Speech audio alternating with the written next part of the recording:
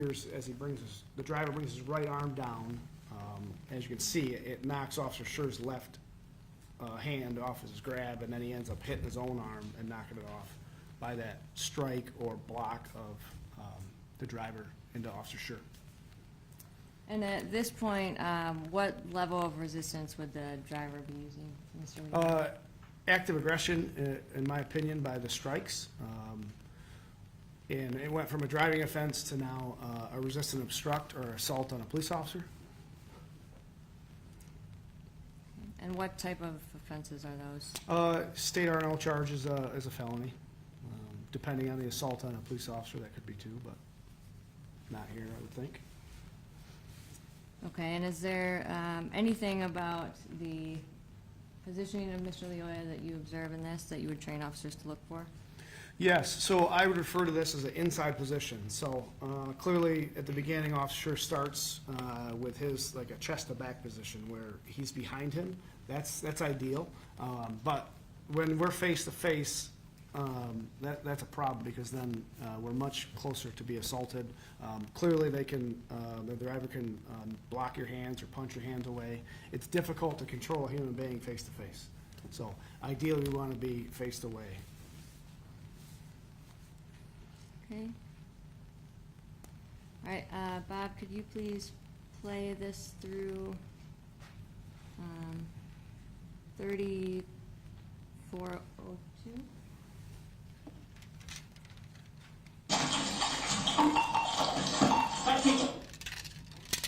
Okay, for the record, this is RFN 3415.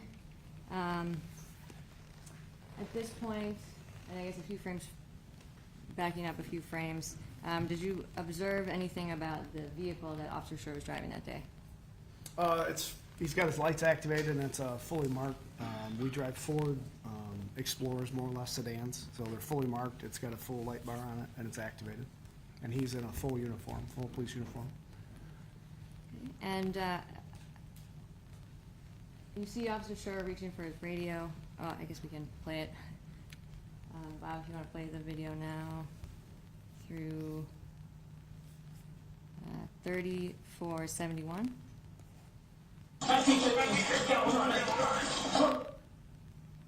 And for the record, this is RFN 3477.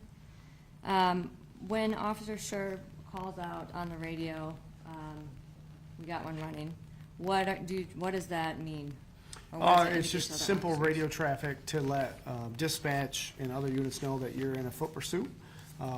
So again, it's imperative to get that information out because now you're separated away from our car. Our car's got a locator in it, but we don't have locators on human beings. So as Officer Schurr gets away from this cruiser, it's inherently concerning because we don't know where he is. So for accountability and manpower issues. But so he gets the radio traffic out right away. And if you, in that freeze frame in the bottom, you notice I spoke about concerns of secreted weapons or people carrying weapons from hip bones. It's kind of widely accepted in our law enforcement industry that to access that firearm, I've got to create some kind of an arm angle to access that. So on foot pursuits, commonly we see that elbow bend, and not to say that everybody is armed that we chase, but it's something that we train our officers to watch for, to be cognizant of, because it can easily turn into them accessing a firearm, and we've had numerous cases in my career have it happen. So it could be something as they're trying to keep clothing up, but it is a trained cue for our officers. And when Officer Schurr called out that he had one running, how do you train other officers to respond to that? So when he calls out his traffic stop, available area units will start that way. Normal driving conditions, obeying traffic laws, no emergency equipment. Again, it's 8:10, 8:15 in the morning. It was a weekday, so traffic's probably pretty congested in the east service area, on the southeast side of the city. So once he calls out a foot pursuit, at least the east units should be responding emergency mode, lights and siren, if they're available. If not, other service areas, so directly to the north of that would be our south service area, and then north, central, and west. So manpower was an issue that day. We were very short-staffed. So whatever units were available should have been heading emergency fashion, lights and siren, and driving with due care and caution, but obviously exceeding the speed limit. And why do you train the officers to respond with lights and sirens? Because of the risk, you're fighting with someone. We know that we want more cops there than not. So to try to get people there as soon as possible. One, the cruiser's unattended. You don't know, sometimes officers end up in backyards. They don't know exactly where they are. They end up in houses sometimes as people flee into a house. So there's a multitude of reasons, but we want to get that radio traffic out right away. And at this point, once someone is under arrest, do you train GRPD officers that they can just let them go? No, that is not common practice. Why not? Because there's an inherent risk to the community. Just in this example here, if this stops, the driver has already committed a couple arrestable violations. He's fleeing on foot. We've had numerous cases of people fleeing into other people's homes, breaking into homes, outbuildings. Like I said, it's a school time of the morning. So that's just a risk to the community. That subject knows they did something that they're going to go to jail for, and they've fought with the police, and they're running away. So, and if the officer, say he gets back in his car and starts driving to find him again, there's no saying that subject can't get back in his car and drive away, right? And now we've created that jeopardy. So we train people to chase and effect an arrest. And what do you train them to do if there is another person in the vehicle? Be aware of it, but you know, it's more of a risk when we're fighting around cars or you know, struggling with people and there's 4 people in the car. Some of those things, we've had multiple instances of that. But running by a car that's occupied is not, be aware of it, but it's not a hindrance to say, don't ever do that. And in some instances, is there any training that you provide on someone who is in a situation where they're by themselves and they have to engage in a foot pursuit? Yes, we do multiple scenarios with that in-house, where we force the officers to run, chase the role player, and then work through the scenario. And is there anything that would prohibit them from, or would prohibit Officer Schurr from continuing to follow? No, Mr. Leroy at this no, point? we, and that's what we train on. We talk about some of the risks, right? Where people potentially are armed, following the same path, nighttime, backyards. You know, there's a multitude of reasons, but or issues, but that's what we train to be aware of it and mitigate those as best possible. And pursuant to GRPD policy and training, is it your opinion that Officer Schurr was reasonable in pursuing Mr. Leoya at this point in a foot chase? Yes. Even though there was someone else still occupied in the car? Yes. Could you please play the video to RFN 3555?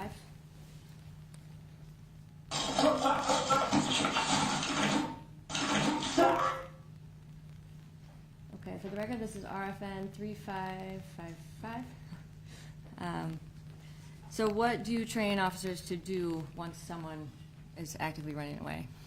To try to catch them, obviously. And that's with varied success sometimes, but obviously Officer Schurr catches up to the driver pretty quickly.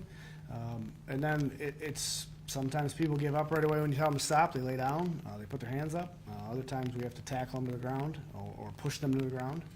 And clearly in this incident, Officer Schurr pushes the driver to the ground or tackles him to the ground. And based on what Officer Schurr, or it appears that he would know at this point, just that the plates didn't match the car and the driver was starting to run away, what would you train, or I guess how do you train GRPD's officers, or what do you train them to think about with regards to the car? It's unknown. Again, it could be a multitude of factors there. An improper plate or a plate that doesn't match the vehicle isn't in itself that uncommon, but it could be maybe the car's not reported stolen yet, or maybe they just bought it, they didn't register it yet. There's a multitude of factors there, but it's a concern and it's a valid reason for a stop. And what do you train officers to think about the person who's running at this point? Well, just this has continued, this path of noncompliance, and it's escalated from verbal noncompliance to failure to produce an ID, failure to produce a license. Now there's been assaultive behavior. Now they're fleeing on foot. It just continues down a path of lack of cooperation. And Bob, can you please play the video to RFN 3373?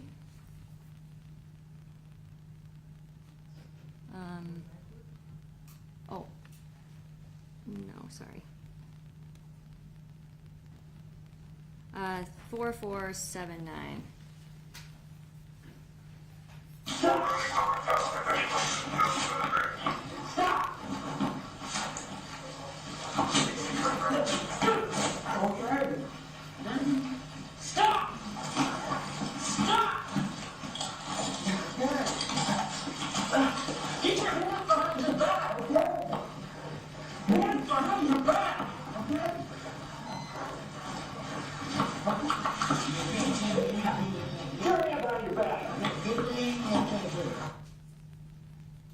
Okay, and for the record, this is RFN 4479.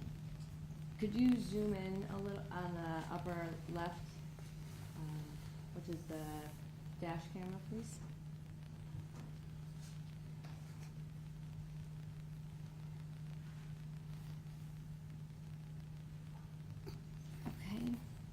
And could you play this to RFN 4823?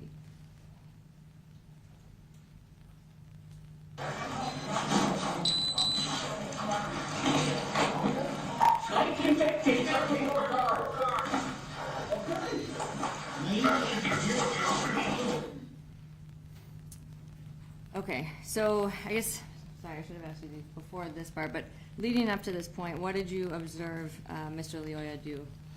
So Officer Schurr tackles him to the ground and has to get his radio secured, and is struggling to try to keep him on the ground. And in these clips that we just saw, the driver is able to get back to a tabletop position, if you will, where his hands and knees are on the ground. He's in a good base, meaning it's very challenging to break that back down. And then he's able to even get back up. They go back down, he gets back up. What is striking is the continued, that Officer Schurr is unable to physically control him, and he puts out radio traffic of send me more cars, which now means everybody that's available should be coming emergency mode. So that's the whole city is coming to him because it's an emergency, he's asking for an emergency response. So he's clearly unable to control the driver. He's tried lower levels of force with the tackle, some knee strikes. He's trying to physically push him back down, and he's unable to. And you mentioned a tabletop position. Can you explain what that is and what that means for the officer? Yes. So the subject on their hands and knees. Think of a toddler crawling. Right. That position is what we refer to as a tabletop position. It's a very strong position if you don't want to be moved. You have your limbs are kind of shortened. You have all your power in an inside position. I call it. You're tight, and it's challenging to defeat that. And being like riding on somebody's back right there, if I'm trying to put all my weight on them, it's easy to roll that, or reverse that situation where the top position now becomes the bottom position, and it's a dangerous situation. And from the last segment of the video that we just saw zoomed in, what did you observe about Mr. Leoya when he was on the ground in the prone position? Just that he was able to get back to a standing position with relative ease, regardless of what the officer was attempting to do. And at that point, what was Mr. Leoya's, I'm sorry, this might not be clear. Bob, could you just back up a few frames to RFN 4579? And then frame forward to 4672. If you zoom in on the dash cam. 4579 to 4672.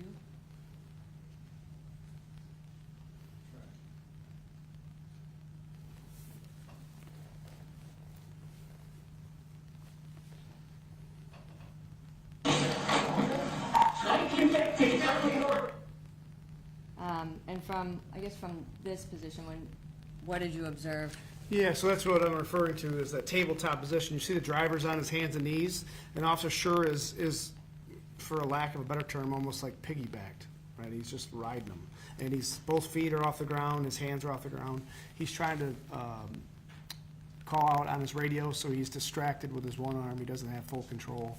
So he's calling out with his radio, and he's in a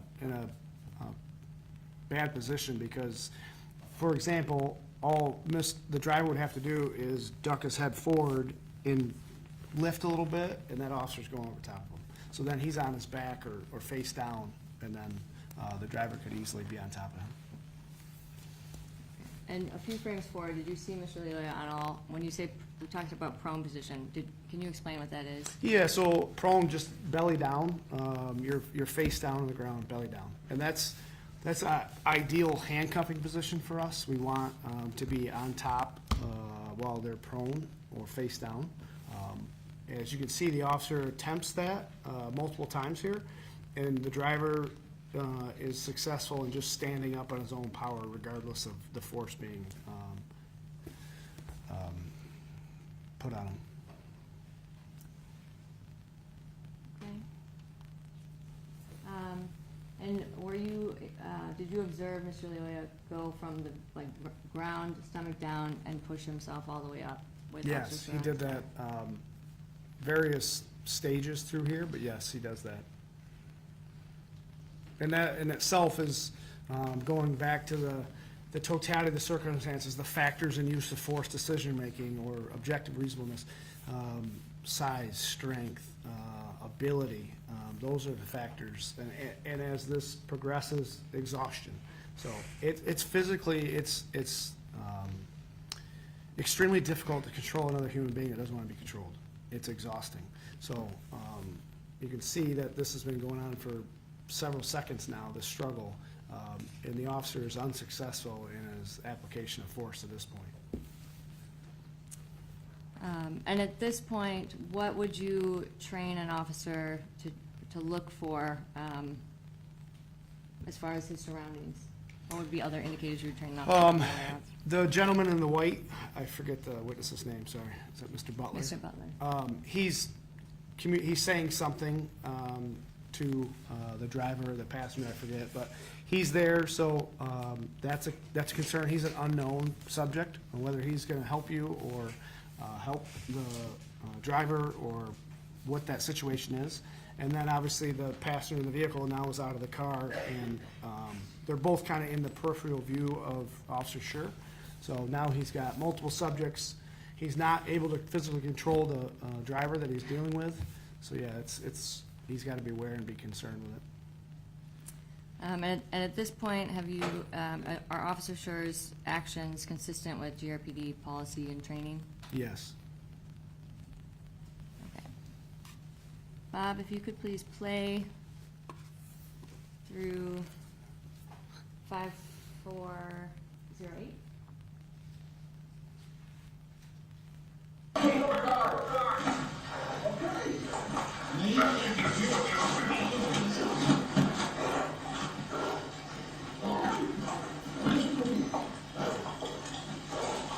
Stop. Resisting. Make good numbers in nothing.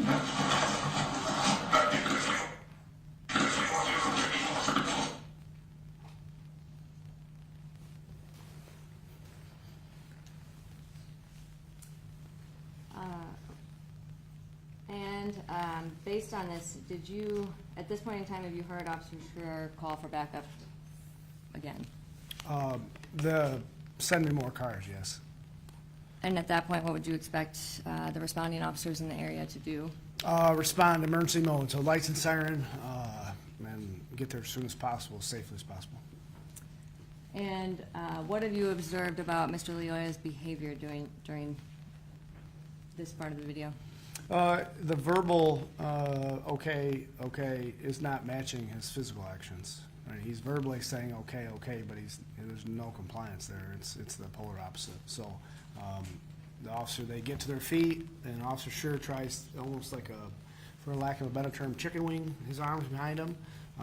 Maybe an attempt to handcuff him, secure him, but they progress across the lawn in a kind of a southerly direction there, and then another knee strike is applied, and then it appears he tries to do some type of a takedown from where he's got him wrapped up in his upper half, and that's unsuccessful as well. And is there anything that you observe about Officer Schurr throughout this? Yeah, if you back up a couple frames and play it again, you can hear his heavy breathing. So it appears he's already hitting levels of exhaustion. And what do you train officers to do once they start feeling exhausted?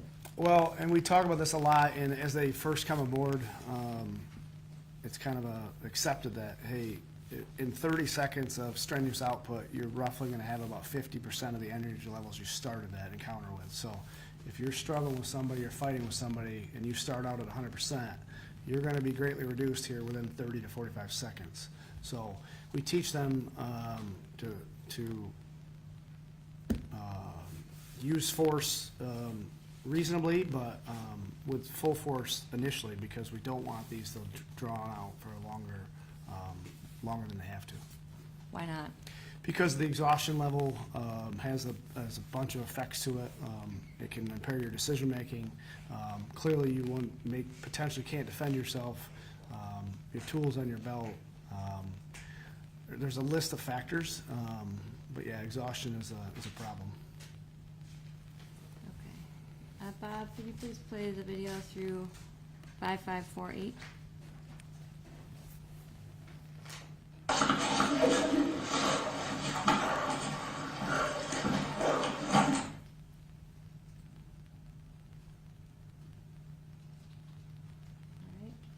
And leading up to this point, what did you observe Mr. Leoya doing? Still actively resisting the officer, zero compliance. And again, like I said, he's giving verbal, okay, like he's going to comply, but he's not showing any compliance at this point. The officer's been unsuccessful in all of his attempts at use of force up to this point. In that bottom left screen, it appears that the officer's got a hold of his sweater, like in the upper shoulder area, and his right arm is going across his body. And as we know now from watching the video multiple times, he's accessing his taser, which is we teach our officers to carry it on their non-dominant side, in a cross-draw style application, like I have mine on my left side.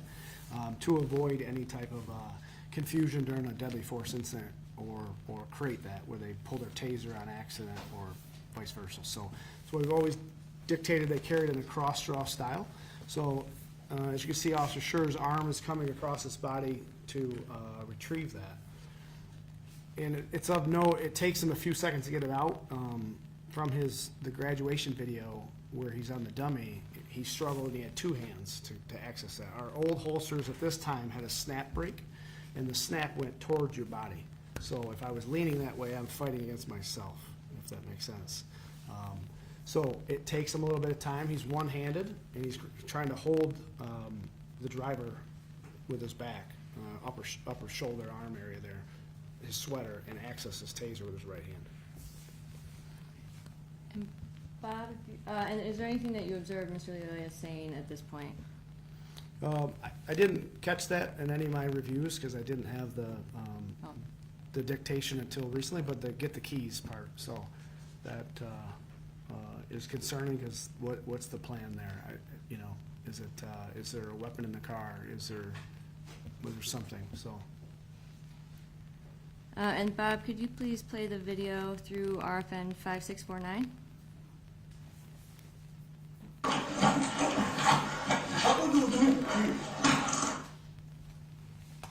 if you could back it up just to frame 5648. Okay. For the record, this is RFN 5648. At this point, what have you observed?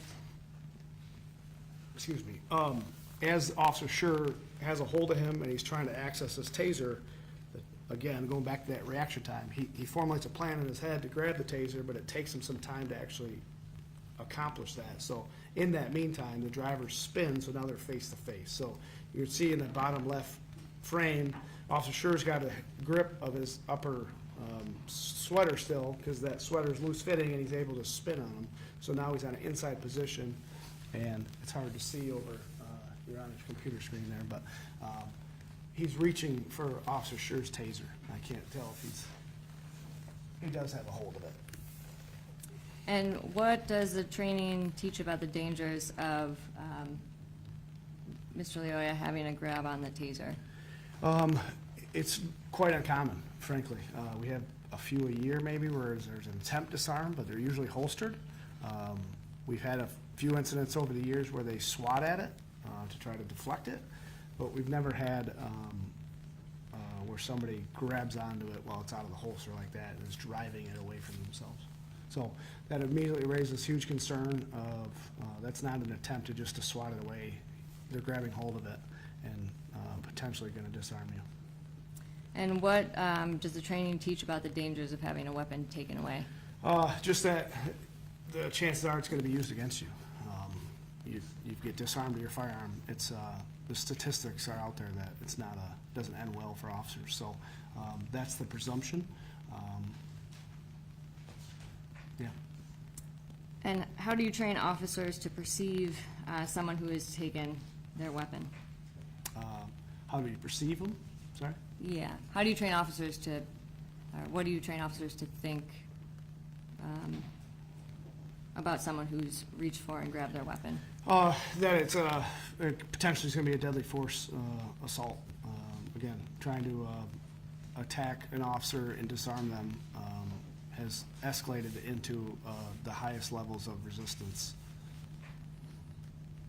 And what does GRPD train officers to? How are officers trained to assess threats when they're disarmed? To fight, to retain that weapon, obviously, at all costs, and then fight to get that weapon back. And what do you train officers to think once they're fully disarmed? Again, that it's a deadly force encounter. That's not again, like I said, we haven't had a successful weapon disarming in long time, decades. So it happens around the country, and officers are killed yearly because of it. So it's of the greatest threat. And what does the training teach about the intent of someone who disarms a police officer? That you have to presume it's for the worst reasons, right? I don't have to, if I get disarmed by a firearm, I don't have to wait to have it used against me. That intention alone to grab an officer's weapon is the gravest threat.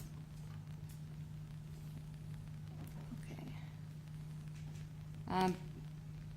Bob, could you play the video through RFN 5770, please?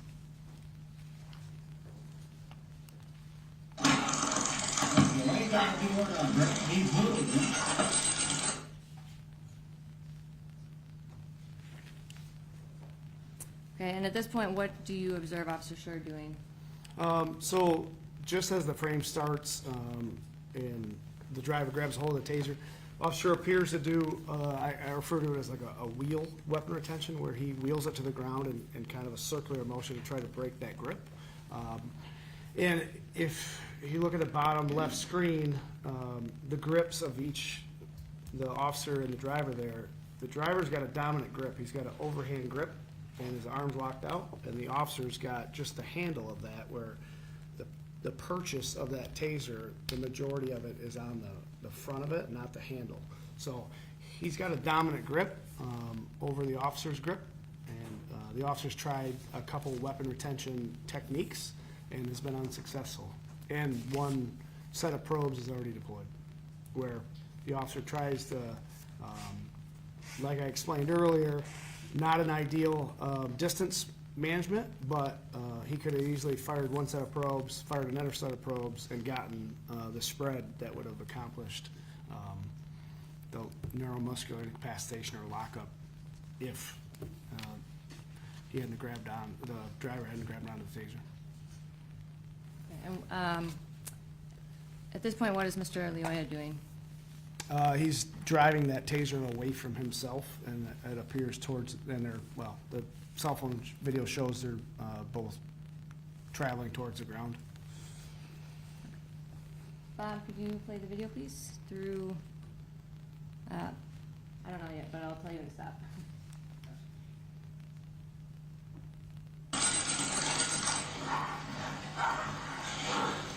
Let go of the taser.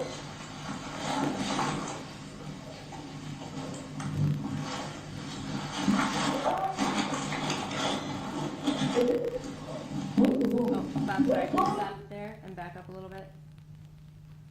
And zoom in on the cell phone video? 6256. Yeah, sorry, can you back up? I missed mine. Yeah, if you can go to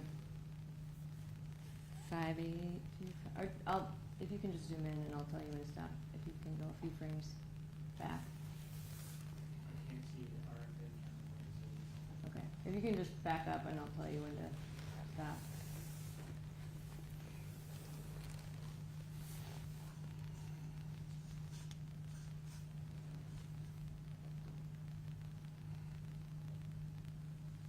Okay, stop.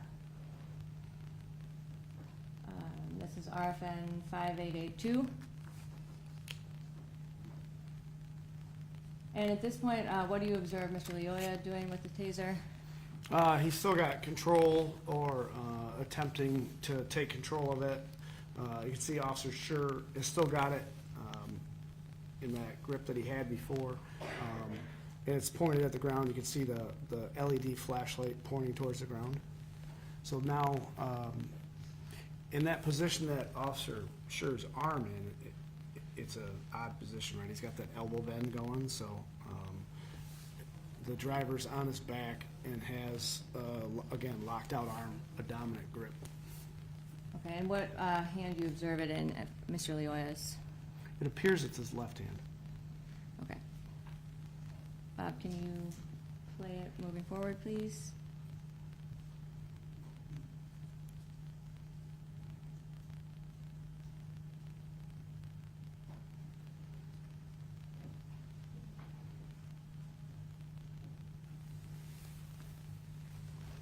And yes, if you could stop at RFN 6220. Okay, at this point, what do you observe? Where is the taser located at this point? It's directly into the ground.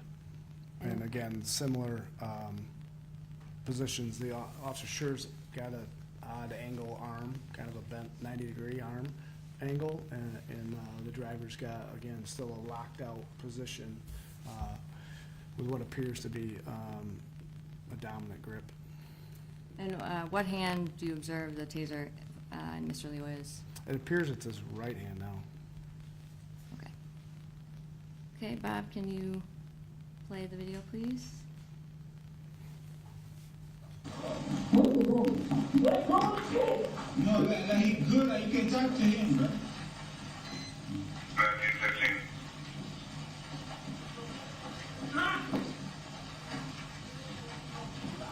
Yeah. Like you good, bro. Like can you talk to him like good, like can you, yeah. Stop driving him like that. Like you good, like for real. Yo, you hear him too.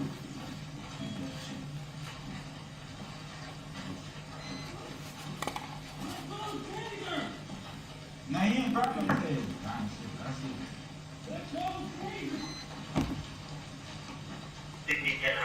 Bob, can you stop it here? And zoom out. This is RFN 7489. And at this point, what do you observe? I know the camera went out a little bit, but what do you observe? The biggest thing that struck me was It sounds, you can hear the stress in Officer Schurr's voice, the exhaustion. He's barely getting out commands. They're lagging, if you will, or they're drawn out because of lack of oxygen. He's breathing so heavy. Their positions have switched again to be, again, the driver's in that tabletop type position. And you can see as it backs up, he rolls to that position and the officer kind of rotates to the top position again. For a brief second there, he's rocking on his back. His feet are off the ground. He's in a very unstable position, and he moves to access his firearm after a command to let go of the taser. And Bob, if you could zoom in on the cell phone video, please. Where do you observe the taser at this point? It appears it's in the driver's right hand. Okay. And Bob, could you just do a frame forward from here? And I'll tell you when to stop.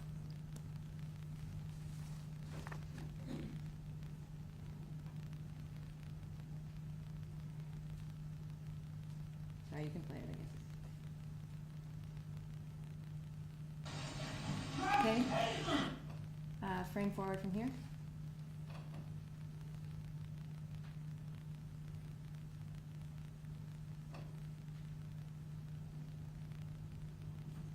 Okay. Stop right here. And if you could back up for the RFN.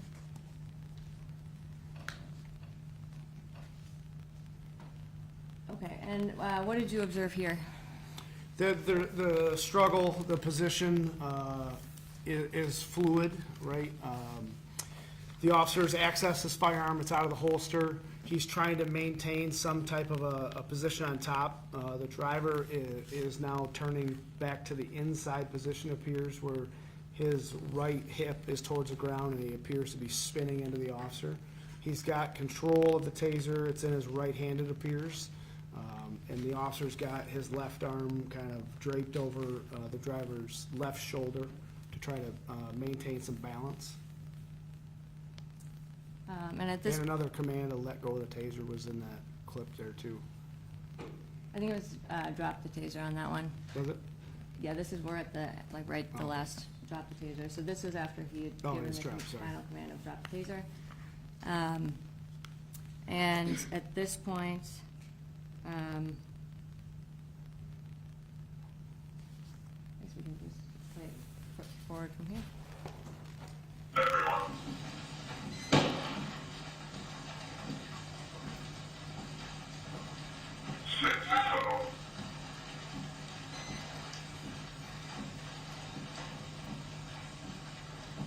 You just packed up, that was great. Get back! Thank you, Nancy. I'll just go to the shooting. That'll be great. 1915, 10-4, Nelson Creek. Starting medical.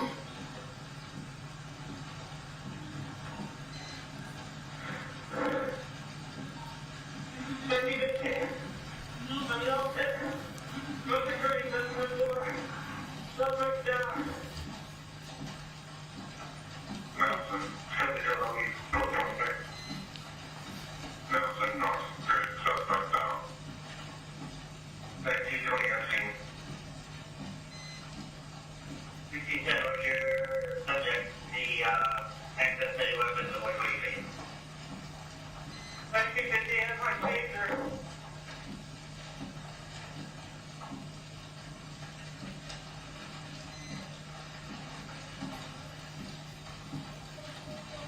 Okay, stop. Okay, and for the record, this is RFN 10,181. So leading up to this point, and I know we kind of talked about this a little bit before, but in your experience, how fast can someone on the bottom reposition themselves so they are facing you or gain some sort of advantage over you? How fast can they reverse that position? Is that what it is? In a blink of an eye, that can be in a second or two. And in high-stress, close-quarter situations like this, is it realistic to expect that an officer could stop someone from initiating or completing a full spin if that happens quickly? I'm sorry, could you ask that one time? In this type of situation where it's dynamic, it's moving very quickly, is there a situation, is it realistic to expect that an officer could stop someone from initiating or completing the spin, rolling towards them? No, in the sense too of the video, if you saw the steamy breath out of Officer Schurr, that would indicate how deep of a guttural breathing he's trying to accomplish there. So at that level of exhaustion, no, I don't believe he could have prevented that situation from spinning in a second or two. In your opinion, based on your training and experience, does the threat from the bottom position ever end until they're fully controlled? No. And based on everything we've reviewed, do you have an opinion on whether an objectively reasonable GRPD officer in Officer Schurr's situation would have been in fear of a serious bodily injury or death when Mr. Loyola started getting up off the ground with his taser in his hand? I do. And what is that opinion?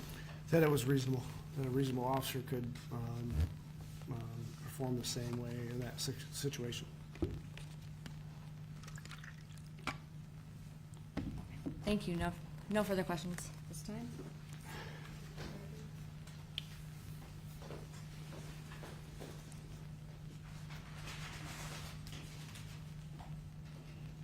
Back here.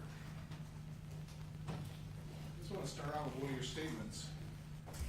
Your statement was the GRPD trained to chase and effect an arrest. That was what you just told the jury, correct? That's a common practice, yes?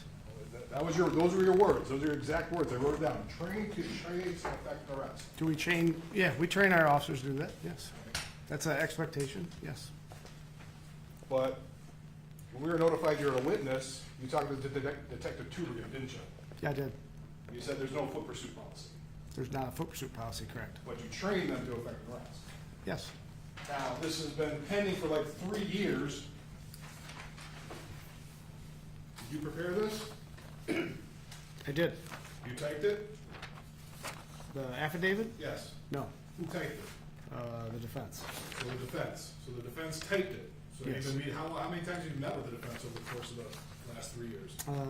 Probably 5, 6 times. And you've had access to some of their videos as well. So you've gone over this case with them 5 or 6 times? I did not have access to the video until now. I haven't seen it till this week. You I mean, the video I had access to was Axon, the body camera self-locator, not the forensic video. But this week you said the one with the writing on it, you said you had access to it, you watched it earlier this week. I saw it, yeah, this week, yes, not before this week. So this is one of the biggest events in Grand Rapids in probably your career, isn't it? It is. And you don't bother to do a report? I did an incident report. An expert report. You have access to our expert reports, haven't you?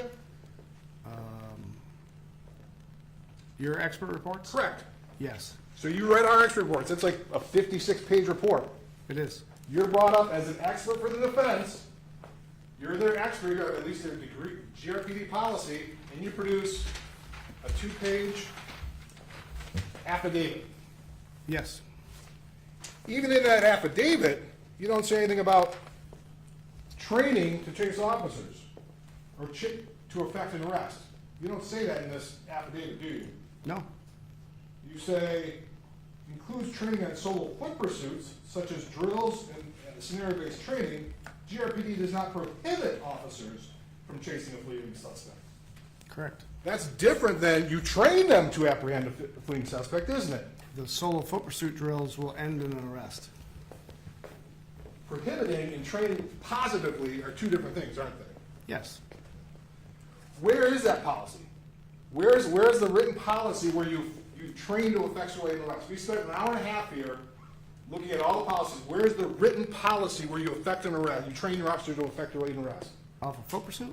Yes, We don't have one. you don't have one. But that's your testimony now, suddenly in front of this jury, that, yep, we trained to that. Objection, Your Honor. This is argumentative, and if he wants me to go through the mandatory training, I will gladly do that, but. So which part? I mean, The fact that he's trying to to portray that there's no training or policies. I did not walk him through, and if you'd like me to walk through this, I'm glad to go through all this, but I'm trying to speed it up. I'm gonna overrule the objection, and you obviously will be able to be correct, and you can certainly point out, what you'd like, but I don't believe that last question was argumentative. So, I mean, you had an hour and a half to present the policy, and we didn't see any policy. These are the policies were provided. These are the training policies for Officer Schurr. These are training outlines, these are policies, yes. Okay. Point it out. Where is it? His recruit class one is in here? Is that in here? There's the crew class. We got everything. Okay.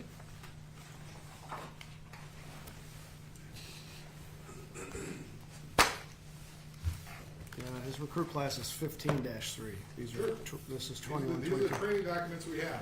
He has a recruit class book of 15-3. We, not being argumentative, we train in foot pursuits, we do solo foot pursuit drills. We don't have a policy that mandates, but we don't have a policy that prohibits it. So it doesn't mandate. You said you train to chase and effect and arrest. It doesn't mandate. It means that basically they can chase based on the circumstances, right? Yes, All right, that's a bit different than they just run. You don't train them to be greyhounds chasing after rabbits, then, right? correct. It's based on the total facts and circumstances. Yes, So if somebody's driving down the road and guy's got a gun in the car, passenger's got a gun in the car, driver flees, you're not gonna chase the driver, you're gonna stay with the passenger, right? potentially. Potentially? Do we know if he's got a gun? Do you see the gun? I just said the passenger's got a gun. Passenger's got a gun, driver flees. You're gonna have your officer stay with the guy with the gun, aren't you? Yes, Okay, well, that's based on the totality of the circumstances. Then. That's a little bit different than what you testified to, right? that situation's completely different. Sure. So it's based on the totality of the circumstances, just like we've been talking about, all those policies up there, the totality of the circumstances controls, not just you're trying to have an officer just chase anybody that runs down the road. Yes, So one of the things we do talk about, and were you in here for former Sergeant Johnson's testimony? I was not. You weren't. Well, one of the things he testified to, and he said one of the things that Grand Rapids is very specific on, is every traffic stop is an unknown risk. That's correct. Okay? You don't know what you're going into when you get into a traffic stop. Anything could happen, right? Yes, And one of the concerns Grand Rapids Police has is guns in the car. correct. Guns are, guns on people in the car? Mm-hmm. Is that a yes? Yes, sorry. Guns under the seat? Yes, Guns anywhere in the car? correct. So when you pull somebody over, you gotta be worried about a gun if you don't know about it. Potentially, yes, So every person in the car potentially has a gun. correct. Let the record reflect on showing opposing counsel we marked as People's Exhibit 36 for identification purposes.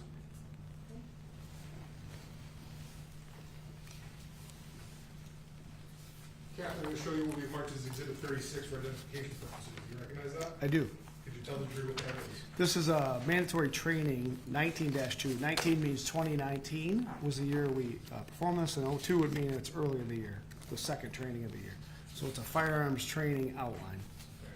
And so this is, we have a number of training documents where you go through mandatory training for your officers, correct? Yes, And this would be training that we've received for the defendant that he took in 2019. correct. And his signature's on that. Yeah, sign in, yep, sign in there. I would move the admission of People's Exhibit 36, Your Honor. no, that's, 36 is more.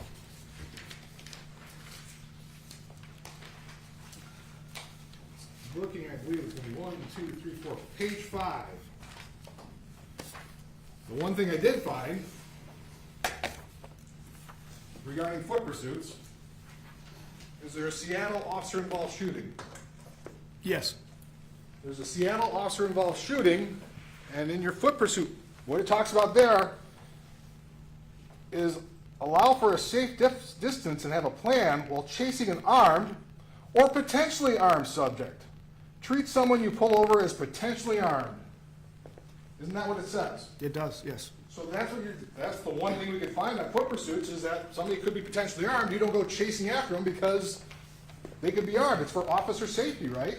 It says allow a safe distance. Okay. Have a plan while chasing armed or potentially armed. So Going they're still chasing. hands-on or tackling someone who is known to be armed is bad tactics. I would agree. That's what's in the training policy. That's in the training outline, yes. Training outline. But that's the outline, that's what you're telling your officers. That's what the defendant would have learned back in 2019. Yeah, this specific training, correct. One of the things he also talks about is maybe discontinue with a foot chase and set a perimeter. Potentially, yes. So officers are perfectly fine in discontinuing, not chasing after, not mandatorily running after them, correct? Correct.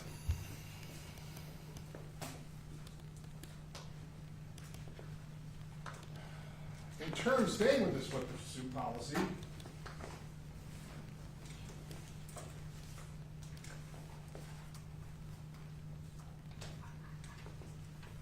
you are familiar with the International Chiefs of Police, correct? I am, yes.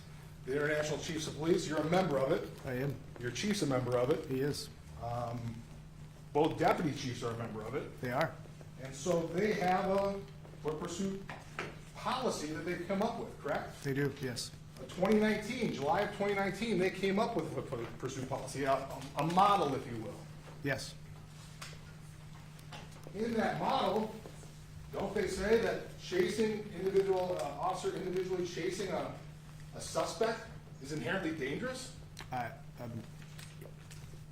That's what it says it does. You I'm not, haven't read it? I'm not exactly familiar with the verbiage of it, but I'll take your word for it, sir. You know, I looked through it. Is that an exhibit or just something that you? Well, not exhibit at this point in time. If he's not familiar with it, let him read it. I just No, want no, I would object to that, that's hearsay. what, That I don't even know, document is- wait, so it's not in, he's not moving for its initial, he's showing a document to the witness. So, I'm not sure, what is that document? that he's looking for? This is a model foot pursuit policy from the International Chiefs of Police.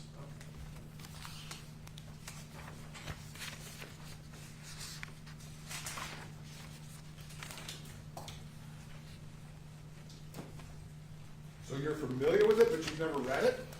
We don't have one, so no, I don't. I didn't. I've read it before, but it's been years. It's been out for 5 years, 6 years. So Well, I guess you've read it.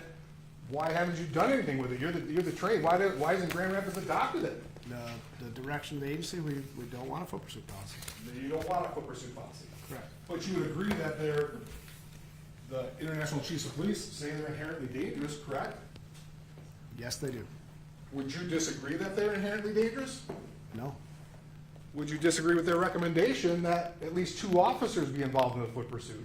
Ideally, Ideally, but they say that's what you should do. Of course, you don't know because you haven't fully read it. Are you familiar with Police Magazine? I am. Okay, Police Magazine.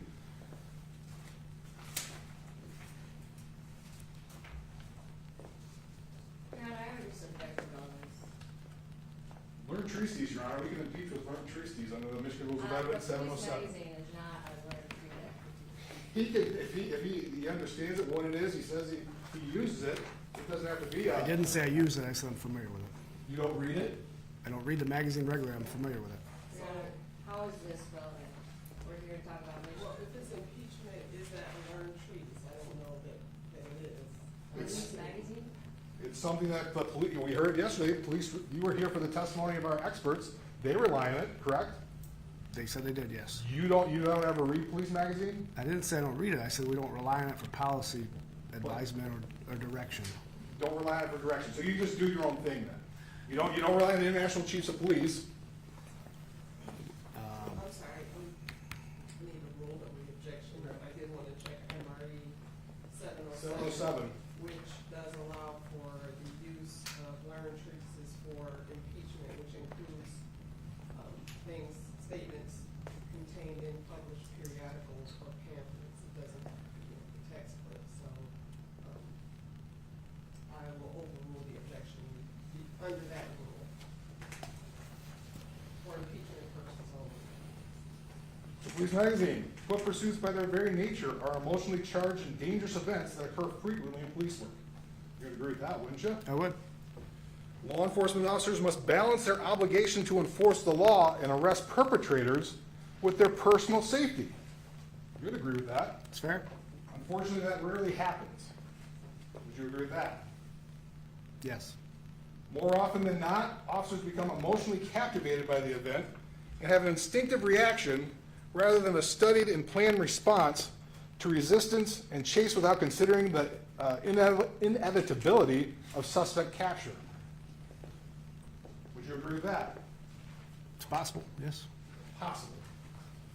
But that's one of the dangers of somebody's running away, they want to get away, and you rush off and tackle them by yourself. All of a sudden, you got your hands full and you're not aware of it. You're not aware of what could happen next. Potentially.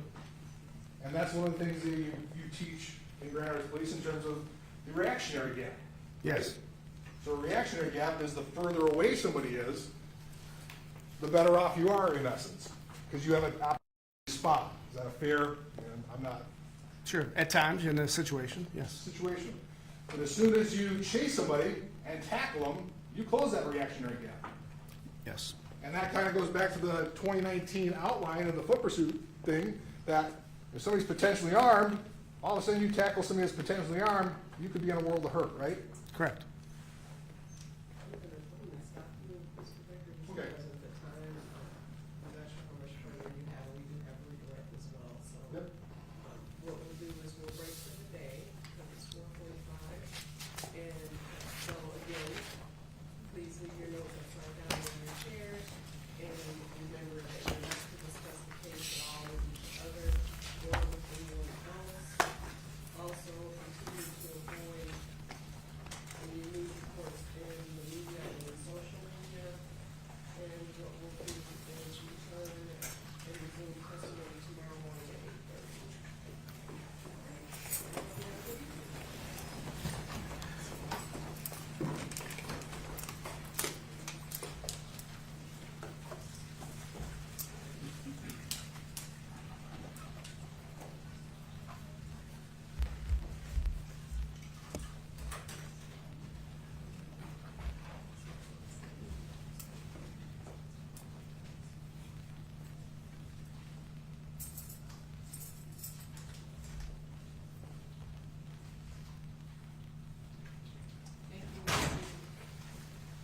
That is fine. I'm sorry, I thought you said anything further, I'm sorry. I thought I heard you. Okay, so what we're gonna do is recess for the evening. Is there anything we need to adjust before we recess? Nothing from you. Okay. Not another question. I do want to state for the record that there was a question that a juror asked that was not asked. And it really wasn't a question. I did say on the record that it wasn't a question. The juror was simply pointing out that there was an exhibit still on the witness stand. Didn't know if it mattered. So it wasn't really a question, but I did want to place on the record because it was clear on the record that the juror did have a question and it was never addressed on the record. So there's that. And if there's nothing else, thank you very much for this. Thank you, Your Honor. And the court will be in recess until tomorrow morning at 8:30.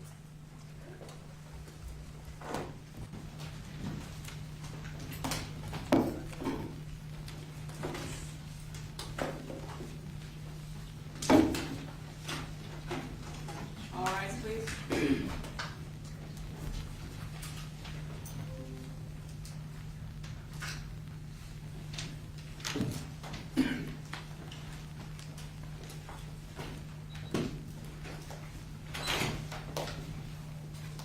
Thank you. You may be seated.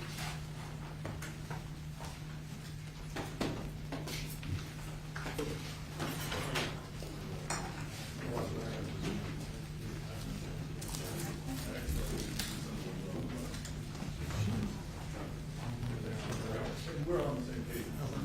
Yeah, this morning. I gotta go.